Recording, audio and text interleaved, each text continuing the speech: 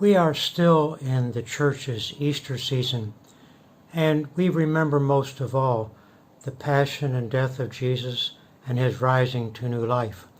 But we also need to remember the Spirit of Jesus, the Spirit of the risen Lord, that changes the world, that went out after his resurrection and influenced his disciples then and can influence us now.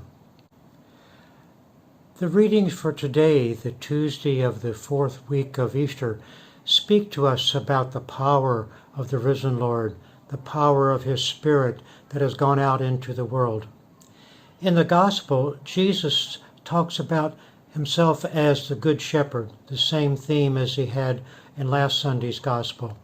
And he talks about his knowing the sheep and the sheep knowing him. And he says if they listen to his voice and follow him, they will be okay.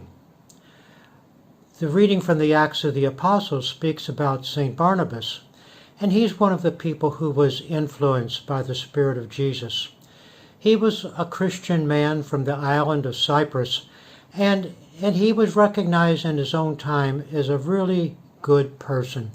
He was spoken of as a good man, filled with the Holy Spirit, filled with faith.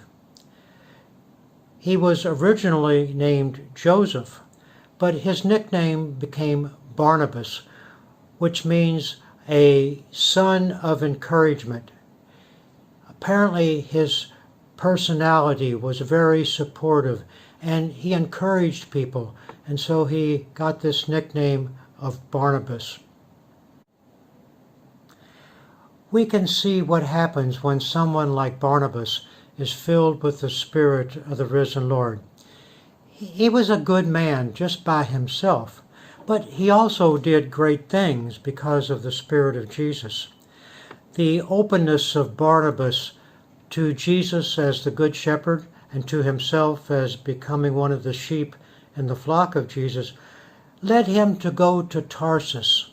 Barnabas was in Antioch, and noticed that now people who were not Jews were becoming Christians. And he thought, these are the people that Paul should be talking to. But Paul had been somewhat banished to the city of Tarsus, and driven by the Spirit of the risen Lord, Barnabas went to Tarsus and found Paul and brought him back to preach and to minister to the people of Antioch. If Barnabas hadn't done that, Paul might have been lost in the darkness of history.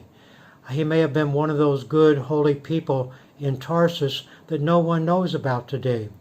But Barnabas brought him back to the community of Antioch, and it changed the whole mission of the church as Paul found his niche, found his calling to be the apostles to the Gentiles, to all of us who are not Jews.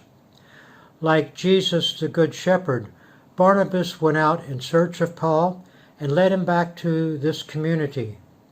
And I think it's a good example for us how we too might be influenced by the Spirit of Jesus, the Spirit of the risen Lord, and how we can go out into the world and we can find people who need to hear about Jesus as the Good Shepherd. That's certainly a message for so many people today, people who are worried and frightened and who have had their lives drastically disrupted by the coronavirus.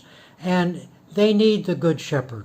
They need to know that Jesus is with them, to protect them, to care for them, to lead them through the difficulties and the trials of life today.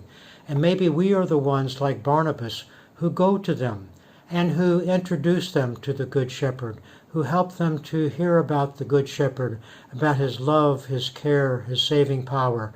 And so we, like Barnabas, can then make Jesus present in the world again today for people who really need to know that presence in the face of this terrible pandemic.